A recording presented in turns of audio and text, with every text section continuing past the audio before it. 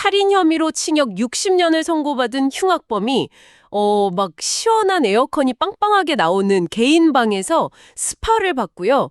전용 테니스장에서 땀을 흘립니다. 네, 진짜 상상이 안 가는 상황이죠. 그러고 나서 최신형 아이폰을 딱 꺼내서 화면을 몇 번 쓱쓱 터치하는 거죠. 근데 이 손가락 움직임 몇 번으로 무려 2,600km나 떨어진 한국에 수백억 원어치의 마약이 뿌려진다면 믿어지시나요? 아, 정말 기가 막힌 얘기죠. 청취자님, 이게 뭐 넷플릭스 범죄 스릴러 대본 같지만요. 놀랍게도 바로 지난주, 아니 어쩌면 지금 이 순간에도 벌어지고 있는 현실입니다. 우리가 흔히 가지는 착각이 딱 하나 있거든요. 범죄자가 그 교도소의 두꺼운 콘크리트 담장 안으로 딱 들어가는 순간 아, 이제 사회랑 완전히 단절됐구나. 우리는 안전하다. 뭐 이렇게 믿어버리는 거죠. 맞아요. 다들 감옥에 갔으니 끝났다고 생각하잖아요. 네, 근데 오늘 우리가 마주할 이 사건의 기록들을 보면요. 그 아니란 믿음이 정말 바닥부터 산산조각 납니다. 왜냐하면 그 담장이 오히려 그 범죄자들을 완벽하게 보호해주는 요새가 되어버렸으니까요. 와, 감옥이 오히려 요새가 됐다. 진짜 소름 돋는 표현이네요. 그렇죠. 수사기관도 못 건드리는 완벽한 방공호인 셈이죠. 그래서 오늘 우리가 진행할 이 심층 탐구의 미션은 아주 분명합니다. 이건 단순히 운 좋은 어떤 범죄자의 기행록을 쫓는 게 절대 아니거든요. 네, 거대한 시스템을 봐야 하죠. 맞습니다. 현장 취재 기록이랑 재판 판결문, 그리고 수사 자료랑 관련 인터뷰까지 방대한 조각들을 저희가 쭉 모아봤는데요. 네, 어떻게 평범한 참치 장수가 글로벌 마약왕 전 세계가 되었는지, 그리고 이게 강남의 화려한 클럽 버닝썬이랑 권력층의 그 은밀한 카르텔로로 어떻게 이어지는지 낱낱이 파헤쳐볼 겁니다. 사실 방대한 조각들을 하나하나 맞춰보면요. 아주 끔찍하고 정교한 하나의 거대한 시스템이 어떻게 돌아가는지 적나라하게 보이거든요. 자, 여기서부터 진짜 흥미로워집니다. 이야기의 시작은 대전에서 참치 유통을 하던 박광렬이라는 인물부터 출발하잖아요. 네, 사업이 막 기울면서 그 유명한 1조 원대 다단계 사기인 IDS 홀딩스 사건에 연루가 되죠. 그래서 수사망을 피해 필리핀으로 도주를 합니다. 네, 필리핀으로 갔죠. 거기서 2016년에 아주 결정적인 만남을 가지게 돼요. 한국에서 무려 150억 원대 사기를 치고 넘어온 남녀 3명을 만나게 된 겁니다. 150억이요. 규모가 장난이 아니네요. 그렇죠. 이 세 사람이 무려 7억 원이 넘는 막대한 자금을 들고 필리핀 현지의 카지노 정켓방, 그러니까 VIP 사설 도박장을 차리라고 준비 중이었거든요. 와, 도망친 범죄자가 다른 범죄자들의 엄청난 검은 돈을 딱 발견한 거네요. 7억 원이면 뭐 누구라도 탐을 낼 만한 액수인데 여기서 박광렬이 굉장히 소름 돋는 밑그림을 그리잖아요. 네, 단순히 돈가방을 들고 튀는 그런 1차원적인 방식이 전혀 아니었죠. 카지노 예치금 보관증을 공동 명의로 계좌라는 척하면서 서류 하단에 아주 작은 영문으로 단서 조항을 하나 슬쩍 끼워 넣습니다. 어떤 조항이었죠? 오직 박광열 본인만이 이 돈을 인출할 수 있다, 이런 조항을 넣은 거예요. 잠깐만요. 그 말은 나머지 세 사람이 세상에서 사라져 주기만 하면 그 7억 원은 법적으로 그리고 시스템상으로 완벽하게 자기 돈이 되는 구조를 미리 짜놓았다는 거잖아요. 바로 그겁니다. 합법적인 독점권부터 쫙 만들어 놓고 살인을 계획한 거죠. 처음엔 현지 공범한테 살해를 지시했다가 일이 좀 틀어지니까요. 네네. 본인이 직접 소음기가 장착된 45구경 관총을 들고 사탕수수밭으로 피해자들을 끌고 갑니다. 와, 직접 총을 들고요? 네. 여기서 법의학적으로 아주 중요한 디테일. 그러니까 범행의 잔혹성을 극명하게 보여주는 증거가 나옵니다. 아, 저도 기록에서 봤어요. 그 파열은 계기죠? 맞습니다. 피해자 3명의 머리 피부에서 모두 성망형 창구, 즉 별 모양으로 피부가 찢어진 파열 흔적이 공통으로 발견된 겁니다. 근데 이게 언뜻 이해가 안 가는데요. 총을 쐈으면 그냥 둥근 총알 구멍이 뽕 나야 하는 거 아닌가요? 별 모양으로 찢어졌다는 게 물리적으로 대체 어떤 상황에서 발생하는 건가요? 그게 총구를 피해자의 두피에 완전히 밀착시켜서 쏘는 이른바 접사를 했을 때만 나타나는 현상이거든요. 아, 완전히 살해되고 쐈다는 거군요. 네.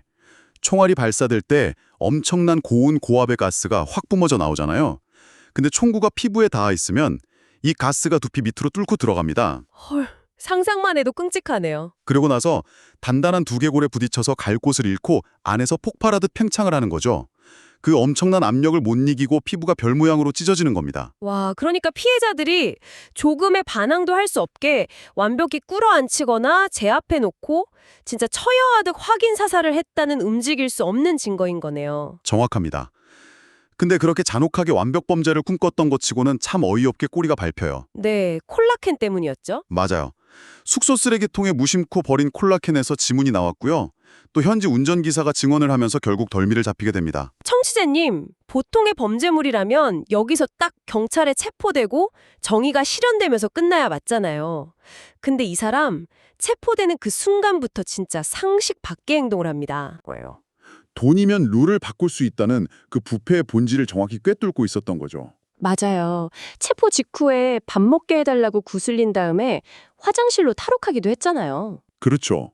식당 화장실 환풍구를 뚫고 도망쳤는데 그때 무장 경찰들이 바로 밖에서 밥을 먹으면서 도주를 사실상 방조한 겁니다. 돈을 먹었으니까요. 진짜 어이가 없네요. 결국 다시 잡혀서 뉴 빌리비드 교도소랑 비쿠탄 수용소에 갇히게 되는데 사실상 여기서부터가 진짜 끔찍한 문제의 시작인 거죠. 아니, 감옥에 갇혔는데 도대체 어떻게 에어컨이 빵빵하게 나오고 스마트폰을 쓰는 그 VIP 생활이 가능한 건지 전 그 구조가 너무 궁금합니다. 단순히 교도관 한두 명한테 뇌물 좀 찔러준 수준이 아니잖아요. 그렇죠. 이건 필리핀 교도소의 기형적인 경제 구조를 먼저 이해하셔야 해요.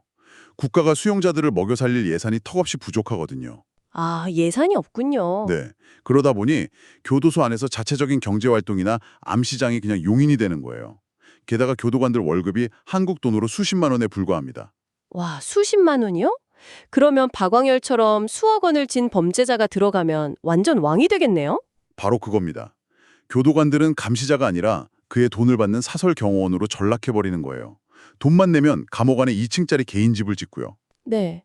심지어 당구대, 스트릿바, 룸살롱까지 차릴 수 있는 거대한 부패의 마이크로 사회가 그 안에 형성되어 있는 겁니다. 그러니까 이 교도소는 범죄자를 격리하는 곳이 아니라 오히려 무장한 교도관들이 반대파 조직이나 한국 경찰로부터 박광렬을 지켜주는 완벽한 어둠의 실리콘밸리이자 범죄 인큐베이터가 되어버린 셈이네요. 비유가 아주 정확합니다. 외부의 공권력과 물리적 위험을 완벽히 차단해주는 최고급 디지털 요새로 악용된 거죠. 게다가 그 요새 안에서 동남아 3대 마약왕으로 불리던 사라김을 만나서 마약 비즈니스까지 전수받았다면서요. 네, 살인범으로 들어갔다가 마약 유통의 글로벌 CEO로 진화해버린 겁니다. 감옥 안에서 중고 스마트폰을 한 50만 원 정도에 사가지고요. 폰을 샀군요. 버젓이 인터넷에 접속하고 텔레그램을 통해서 자신의 새로운 제국을 설계하기 시작합니다.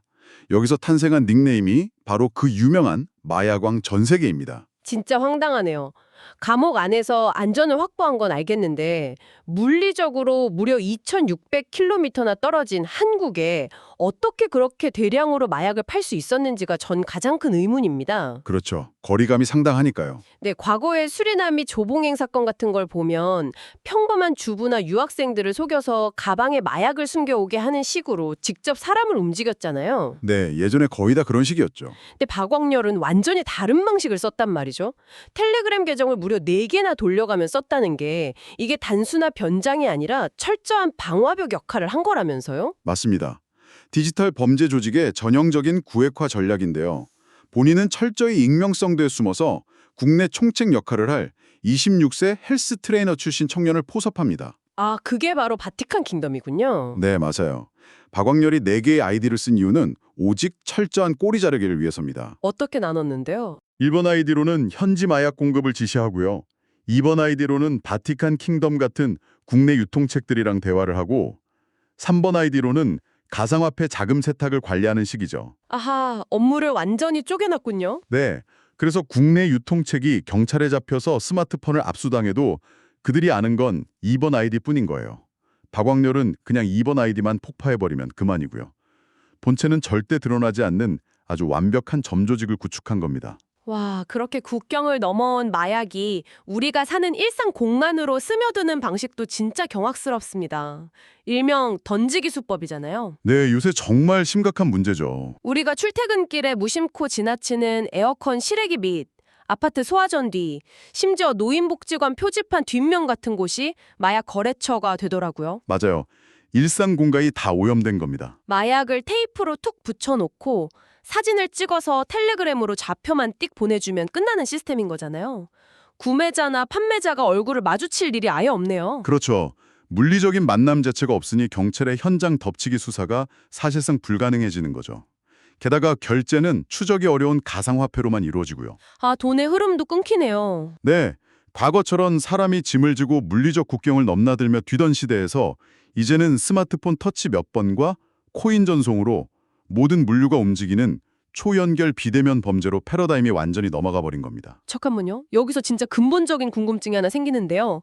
청취자님도 동의하시겠지만 한국은 삼면이 바다고 또 인천공항 세관 검사가 전 세계에서 제일 까다롭기로 유명하잖아요. 네, 세관이 꽤 엄격하죠. 왜 하필 걸릴 위험이 제일 높은 한국을 타겟으로 잡은 거죠? 그냥 통관이 느슨한 다른 나라에 파는 게 범죄자 입장에서는 훨씬 안전하지 않나요? 아, 그 질문이 아주 핵심입니다.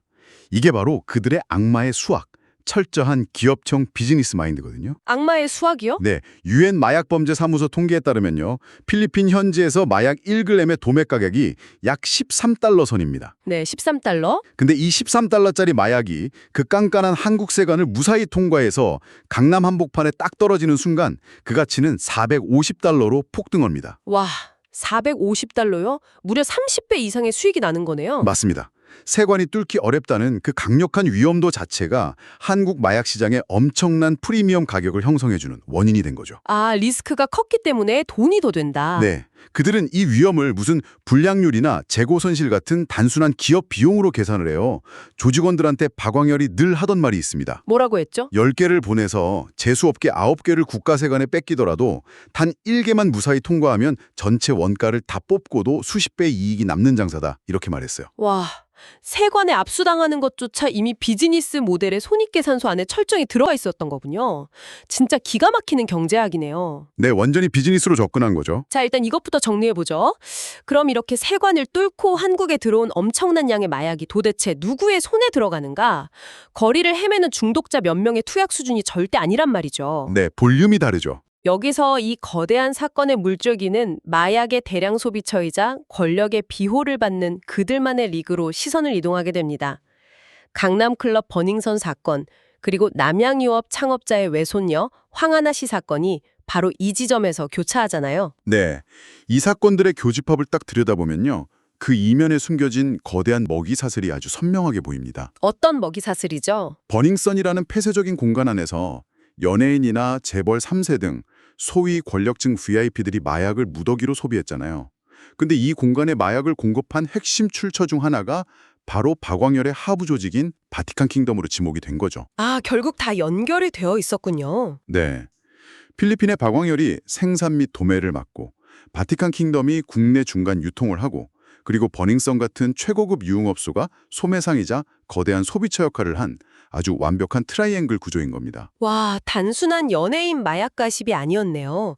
부와 권력을 쥔 이들이 수사망의 꼭대기에 보이지 않는 방패를 치고 거대한 유통의 허브 역할을 했다는 거잖아요. 바로 그겁니다. 이 트라이앵글이 유지되려면 수사망을 차단할 수 있는 그 보이지 않는 방패가 필수적이거든요. 네. 그 정황들이 황하나 씨 주변에서 연달아 일어난 끔찍한 의문의 죽음들에서 아주 적나라하게 쏟아져 나옵니다. 아, 그 남편이랑 지인 사건 말씀이시죠? 네.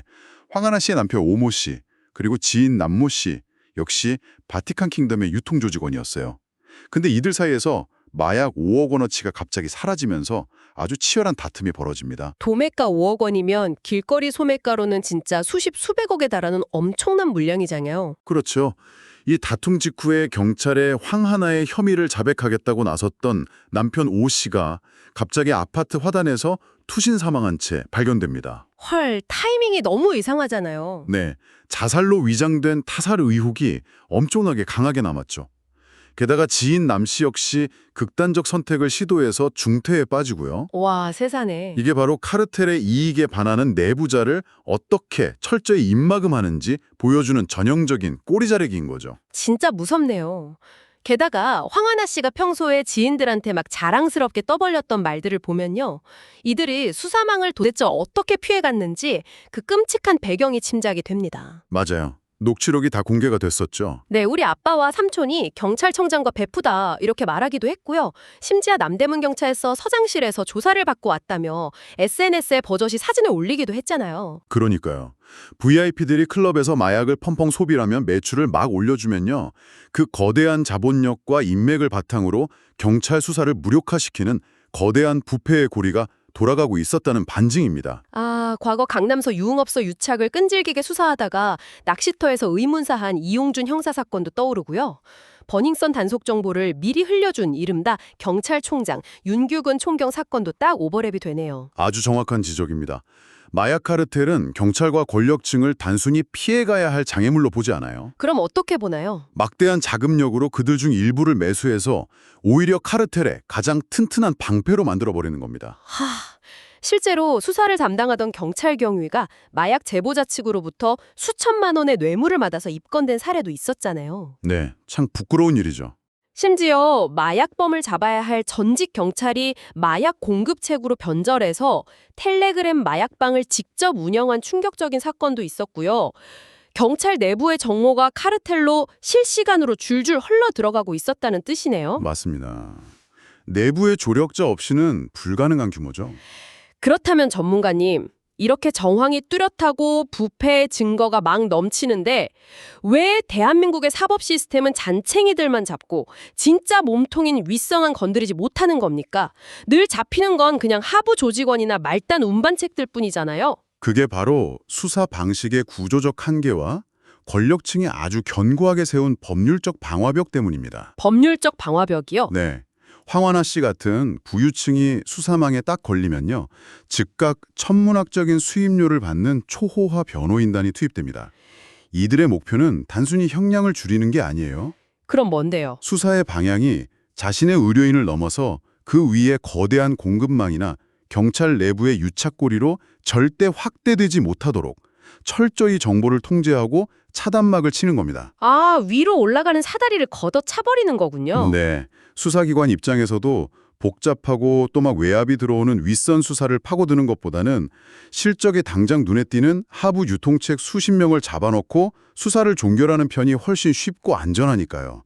그런 관행이 굳어진 면도 분명 있습니다. 아, 진짜 답답하네요. 최근에 한국하고 필리핀 정상회담을 통해서 박광열이 무려 9년 만에 임시 임도 형식으로 한국에 송환이 됐습니다. 네, 최근에 뉴스에 크게 났죠? 인천공항 들어오는 뉴스 보셨죠? 수갑을 차고 있으면서도 마스크 하나 안 쓰고요. 취재진을 향해서 막 손가락질하며 너 남자도 아니야. 나중에 JTBC 사서 개편하겠다. 이런 조롱을 퍼부었습니다. 네, 아주 당당하더라고요. 심지어 조사받을 때 변호사조차 대동하지 않았다고 하던데요. 아니 수백억대 마약을 유통하고 사람을 죽인 자가 도대체 무슨 배짱으로 저렇게 오만할 수 있는 건가요? 그 오만함의 근저에는 한국 사법 시스템에 대한 아주 철저한 조롱이 깔려 있는 겁니다. 조롱이요? 네. 첫째로 이번 인도는 단 6개월짜리 임시 인도에 불과하거든요. 박광열은 본인이 한국에서 마약 혐의를 적당히 인정해버리면 재판이 빨리 끝날 것이고 다시 자기가 VIP 왕으로 군림하던 필리핀 교도소로 돌아갈 수 있다는 걸 아주 영악하게 법적으로 계산하고 있는 겁니다. 와, 그걸 다 계산하고 있다고요? 네. 그리고 둘째가 더 중요한데요. 자신이 텔레그램 서버에 비밀키를 쥐고 절대 입을 열지 않는 한 한국에 있는 자신의 거대한 마약 수요처, 즉 부패한 권력층과 유착된 윗선의 카르텔이 안전할 것이고 결국 그들이 자신을 보호해 줄 거라는 엄청난 맹신이 있는 거죠. 아, 지금 전문가님 말씀 들어보니까요. 검찰이 박광열을 한국으로 끌고 온 게 대단한 정의의 실현이나 카르텔의 완전한 소탕이 전혀 아니네요. 네, 안타깝게도 그렇습니다. 그저 박광열이라는 인간이 쥐고 있는 텔레그램 서버의 전원을 강제로 뽑아버리기 위해서 그냥 물리적으로 그를 6개월간 한국에 격리시켜 놓은 임시 방편에 불과하다는 생각마저 듭니다. 정확하게 꿰뚫어 보셨습니다. 지금 우리는 박광열의 스마트폰을 뺏어서 가동 중인 네트워크 탁 하나를 멈춰 세웠을 뿐이에요. 네트워크 하나요? 버닝썬부터 강남 유흥가로 이어지는 막대한 마약 소비 시장, 그리고 이 시장을 비호하며 엄청난 이익을 챙기는 권력층과 사법기관 일부의 부패한 커넥션은 아직 털끝 하나 제대로 건드리지 못했습니다. 정말 한숨이 나오네요. 전원만 잠시 뽑았을 뿐이죠. 그 전원을 다시 켜기를 조용히 기다리는 거대한 시스템은 여전히 우리 사회에 독버섯처럼 살아 숨쉬고 있는 겁니다. 대전의 평범한 참치 장수가 필리핀 감옥의 무장 교도관들을 매수해서 자신만의 요새를 만들고 텔레그램과 코인을 무기 삼아 대한민국 국경을 터치 몇 번으로 유린했습니다. 네. 그리고 그렇게 들어온 엄청난 마약은 한국의 부패한 권력층과 부유층의 은밀한 놀이터로 흘러갔죠. 그들의 돈과 인맥이라는 보이지 않는 방패 아래서 아주 거대한 카르텔을 완성한 겁니다. 청취자 여러분, 이게 단지 멀리 떨어진 타국의 이야기나 아니면 강남의 화려한 클럽 안에서만 벌어지는 그들만의 일탈이라고 생각하시면 아주 큰 오산입니다. 네, 절대 우리와 무관하지 않죠. 물류소 국경도 두꺼운 감옥의 담장도 범죄를 막아주지 못하는 초연결 시대가 왔습니다. 그들의 마약은 결국 점조직 운반체들을 통해서 여러분이 매일 걷는 골목길, 그리고 우리 가족이 사는 아파트 단지 안으로 이미 조용히 스며들고 있거든요. 청취자님, 오늘 아침 출근길에 무심코 지나친 에어컨 실외지 밑이나 낡은 소화전 뒤를 한번 떠올려 보시죠. 우리가 철통 같다고 굳게 믿었던 국가의 안보 시스템과 교도소의 담장이 누군가에겐 그저 가상화폐 몇 푼과 스마트폰 터치 한 번으로 뚫려버리는 우스운 장애물에 불과했습니다. 네, 뼈아픈 현실이죠. 범죄자들은 이미 물리적 공간의 한계를 완전히 초월해서 디지털 요새 안에서 우리 일상을 조종하고 있는데 우리의 사법 시스템은 여전히 낡은 콘크리트 감옥과 과거의 관행만으로 그들을 가둘 수 있다고 순진하게 착각하고 있는 건 아닐까요? 이 거대한 그리고 도발적인 질문을 여운으로 남기며 오늘 우리가 파헤친 심층 탐구는 여기서 마무리하겠습니다. 다들 일상 공간 한 번씩 더 유심히 살펴보시길 바랍니다.